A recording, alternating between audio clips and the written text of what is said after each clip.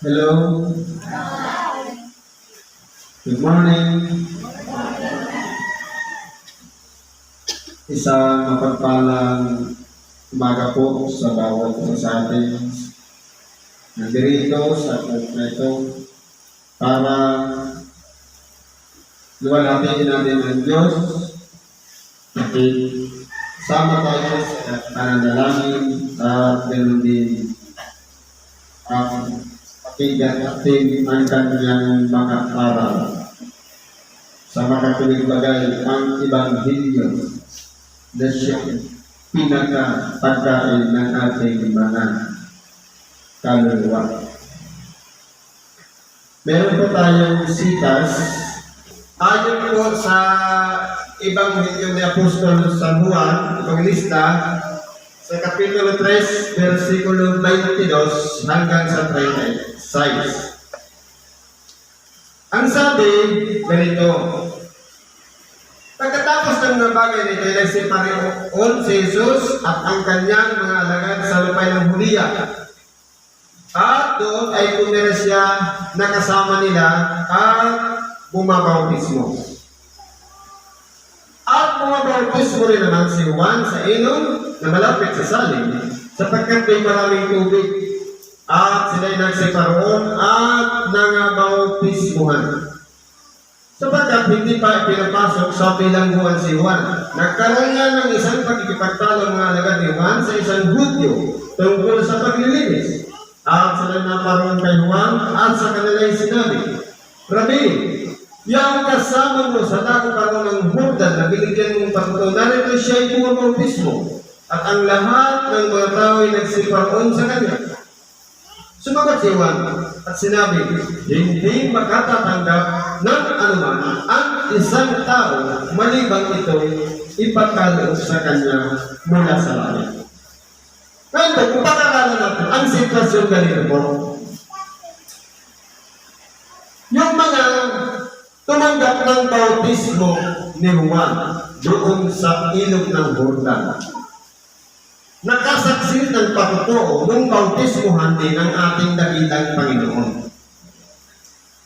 Ngayon, pumasok sa kanilang isip, hindi ba dapat si Juan lang ang nagbabautismo? Bakit? Pati yung pinautismuhan niya na nagkaroon na ng pagtotoo sa pamamagitan ng isang anghel na bumababa mula sa alapaat papunta sa ating dakilang Panginoon. Nasaksi na nila lahat yun. Yung pagtotoo na yun.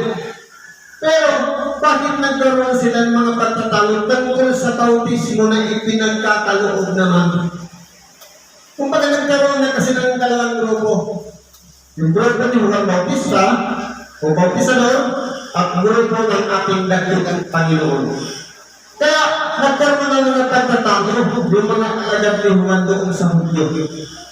Hindi ba dapat ikaw lang yung nagbabautismo? Bakit pati sila nagbabautismo na rin? Ngayon, ang sagot ko yung Juan ganito.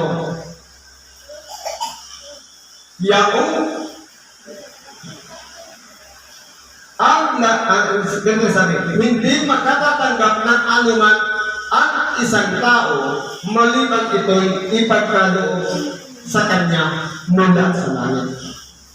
Ibig sabihin, pagamat yung mga alagad ni Juan Bautista, nagtatalo-talo. Kasi simple, hindi ba ka, ikaw naman talaga yung nabautismo, bakit may kakumpetensya ka na? Pero para kay Juan Bautista, hindi po kompetisyon yun. Kundi, tanggap niya na kapag yun ay ipinagkaloob mula sa langit, at hindi naman sumasagot sa kalooban ng nasa langit sa magkatuwing bagay sa Diyos, yan po ay nararapat na mangyari. Kaya nangyari po, yung mga alagad ni Juan Bautista nakikipagtalo. Dahil ipinalalagay nila na si Juan Bautista lang ang may karapatan ng bautismo. Samantalang si Jesus at ang kanyang mga alagad walang karapatan. Kung baga, naging makasarili yung mga alagad ni Juan Bautista. Pero si Juan Bautista mismo, hindi po, kundi naunawaan niya ang kalagayan na kung iyan ay ipinagkaloob mula sa itaas, mula sa Diyos, sa makatuwid bagay yan ay nararapat. Wala sinuman ang pwedeng tumutol sapagkat iyan ay mula sa langit. Kaya po, kung pag-aralan natin, nangyayari yan sa totoong buhay natin. Yung mga leader, malawat ang pagmunawa, pero yung mga sumusunod, pagka minsan mas naiiksi ang utak. Kaya nung kagaya ng eleksyon, hindi ba ka, yung mga naglalaban-laban sa politika, magkakaibigan yan, pero yung mga parte o supporter ng pagkaiba magkalaban, hanggang ngayon hindi pa natatapos ang himbaan. Pero silang nagkikita-kita doon sa Kongreso. Kaya po kung pag-aralan natin, napakahalaga ang halimbawa ni binigay ni Juan Bautista na dapat magkaroon lang tayo ng kalmadong pag-iisip at tanggapin natin kung mayroong isang tao na pagkalooban din ng isang biyaya, katulad ng ginagawa niyang bautismo at nagbabautismo rin, dapat magpasalamat tayo sapagkat nagkaroon ng bunga yung pangangaral ng Ebanghelyo. Ano po sabi dito? Kayo man ay nagsisisaksi sa akin na aking sinabi, hindi ako ang Kristo, kundi na ako'y sinugo sa unahan niya.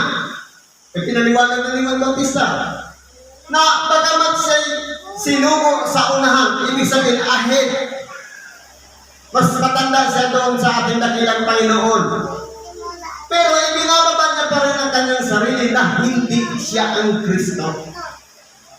Sa magatuwid, ang halimbawang iniiwan ni Juan Bautista ang pagpapakumbaba na bagamat siya'y nasa unahan ng ating dakilang Panginoon, hindi niya ipinalagay sa kanyang sarili na mas mataas siya sa ating dakilang Panginoon. Kundi buong puso siya nagpakumbaba sapagkat hanggang doon lang ang kanyang gagawin, ang kanyang ministeryo, maging isang taga-support doon sa pinaka-bida sa magkatuwid bagay ang ating dakilang Panginoong Hesus-Kristo. Anong binigyan halimbawa? Ang nagtatangkilik sa kasintahan babae ay ang kasintahan lalaki. Ito po, siyempre,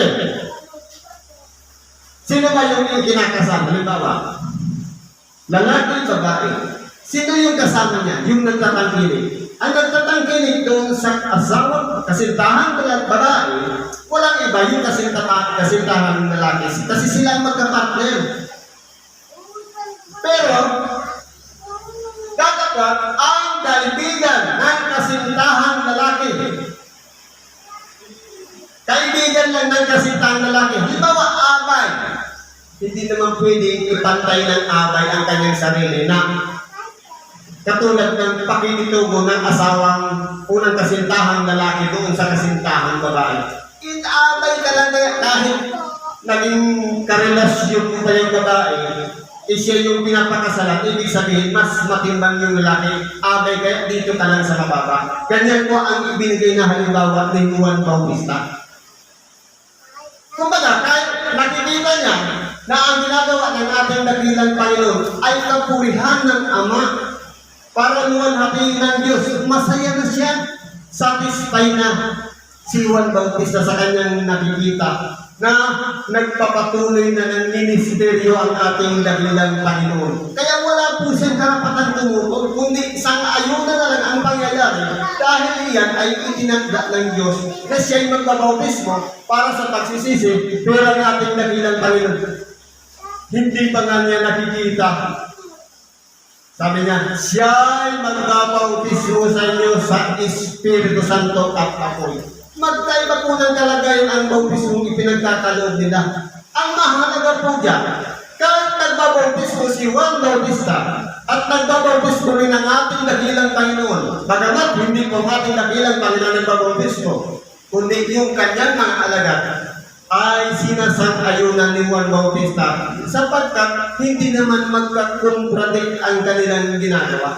Yun ay parehas sa kabutihan ng bawat isang tao na lumalapit sa kanila para magsisi at magbalik loob sa Diyos. Hindi po siya naging kompetisyon. Nasasabit, ako'y kay Juan, ako'y kay Jesus.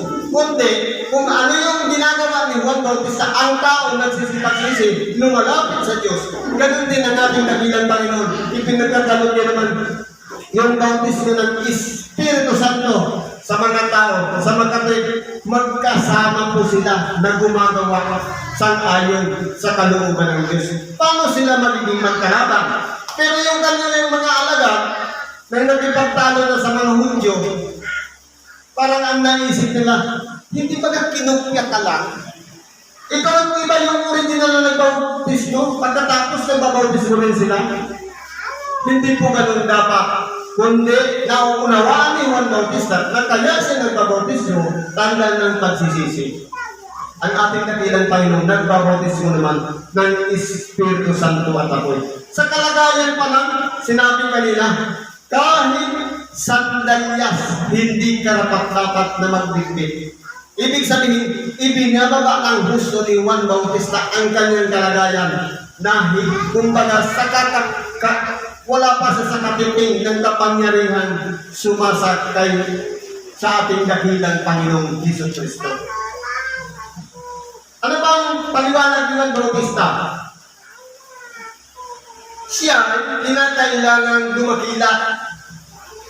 Tanggap ni Juan Bautista, ngunit ako'y kinakailangan bumaba.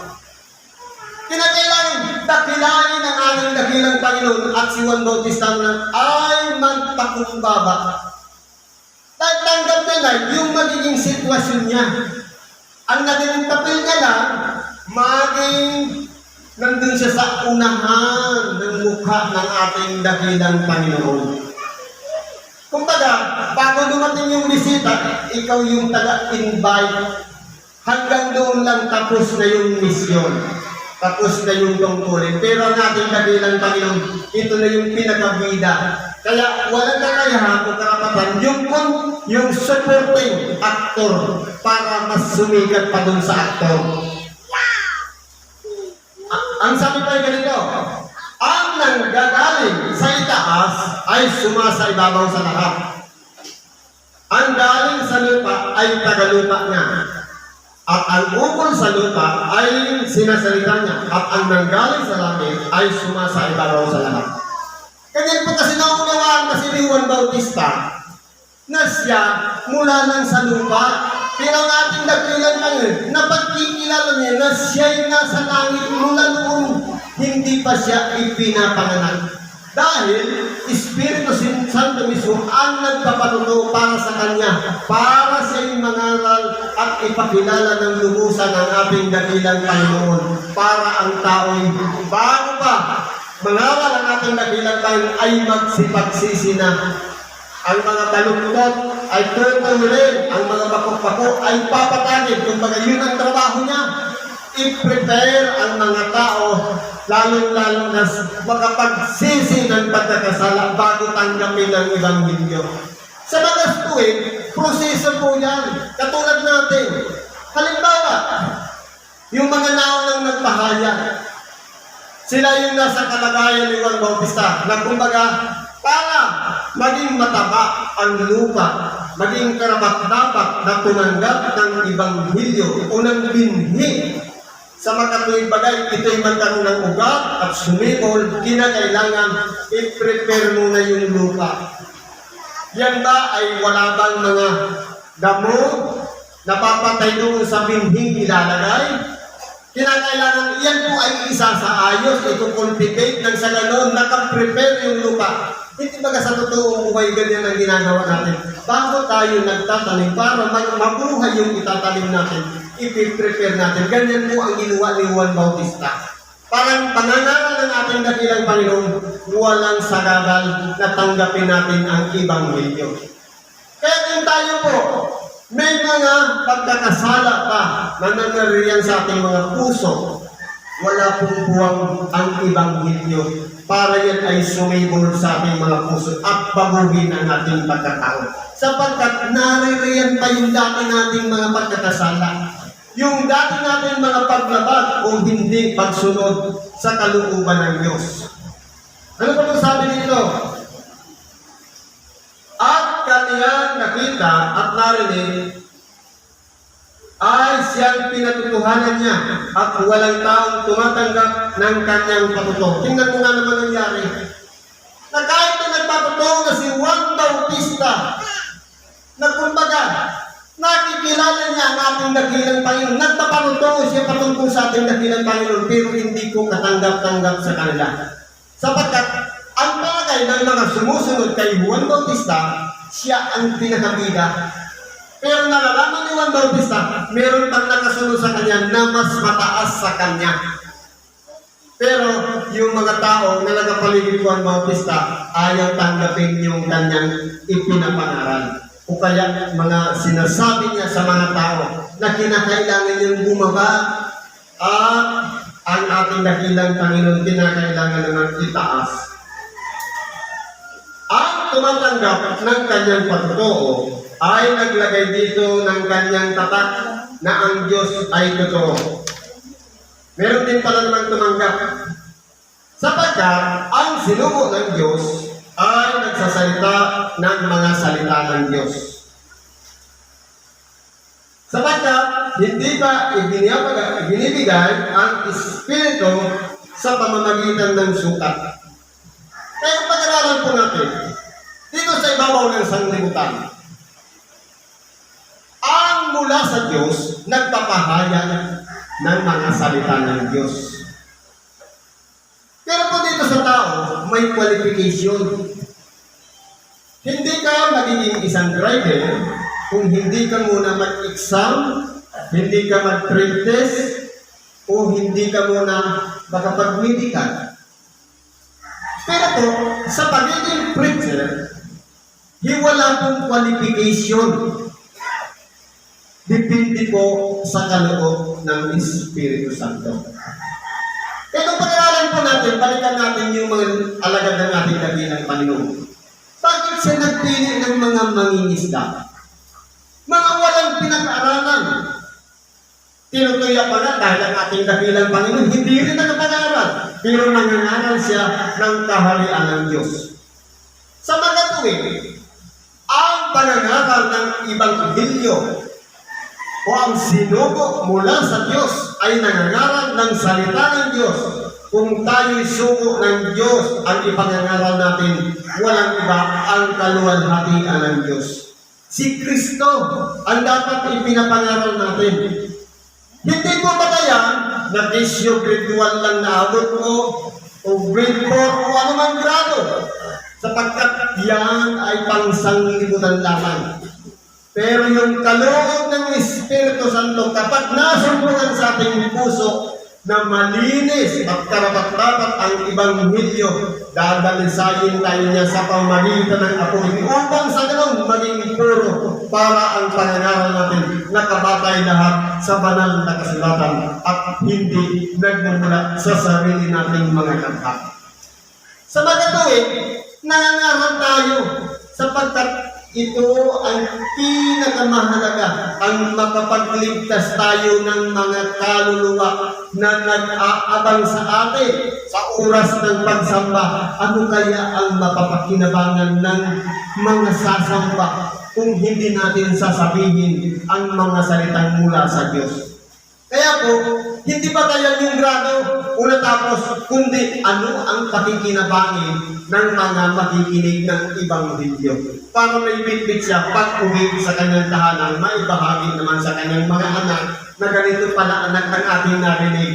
Yan po, napakasarap ng pakiramdam kung tayo ang naging dahilan sa pamamagitan ng pagbabago ng isang tao at nagsisi at nagsipagtalig loob sa Diyos. Sinisinta ng ama ang anak at inilagay sa kanyang kamay ang lahat ng mga bagay. Ang sumasampalataya sa anak ay may buhay na walang hanggan. Ngunit ang hindi tumatalima sa anak ay hindi makakakita ng buhay, kundi ang puot ng Diyos ay sumasa kanya. Ibig sabihin, yung pagsinta ng Ama sa kanyang anak, sa makatuwid bagay ang ating dakilang Panginoon.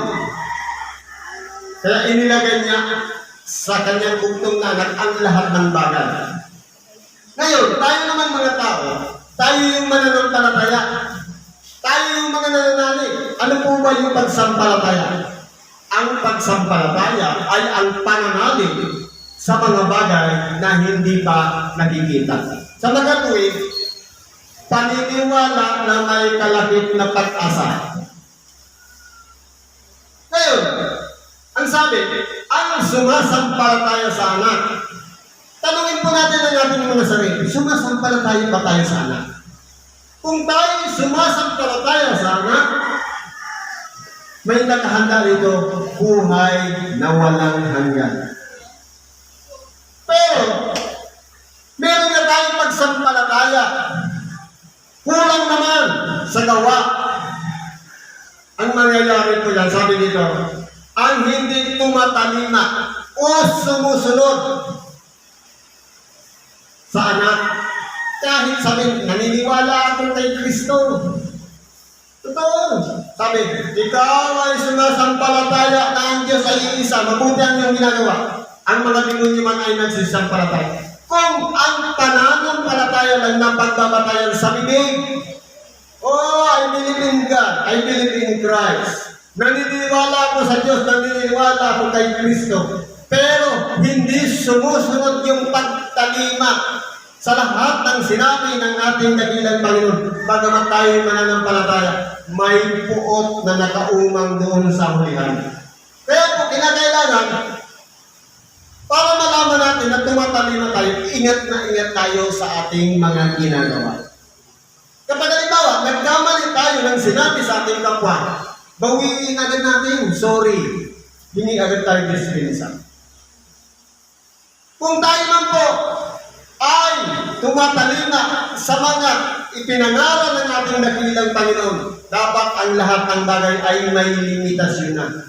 Itinuro niya yun tungkol sa pagkagaling, sa pananalangin, sa pagpaparaya, sa kung ano-ano pang bagay itinuro ng ating dakilang Panginoon. Gawin natin yun. Isa pamuhay natin. Yun po yung pagtalima. Pero kung sumasampalataya ng tayo, wala pong pagtalima. Halimbawa, nananampalataya tayo kay Kristo. Pero yung pag-ayunan naman natin, nakikita ng mga tao, bakit wala po, hindi natin sinusunod yung pagtalima. Kaya po, para mayatan natin yung puot ng Diyos, kinakailangan natin tumalima sa aral natin napapakinggan, sapagkat yan po ang magdadala sa atin patungo doon sa buhay na walang hanggan. Siguro, nandiyan na lang muna ang nagbabahagi natin sa oras na ito. Salamat po. Pagpalain tayo ng Diyos sa may mga kahilingan na idulog natin sa Diyos lahat yan. Karamdaman man yan, problema, financial, ano pa mga bagay. At hayaan natin ang Espiritu Santo ang manguna sa atin. Tanggapin natin ang pagpapakawad ng Diyos at ang kagalingan ng ating karamdaman. At luwalhatiin natin si Kristo sa buong nating buhay. Salamat at pagpalain tayo ng Diyos.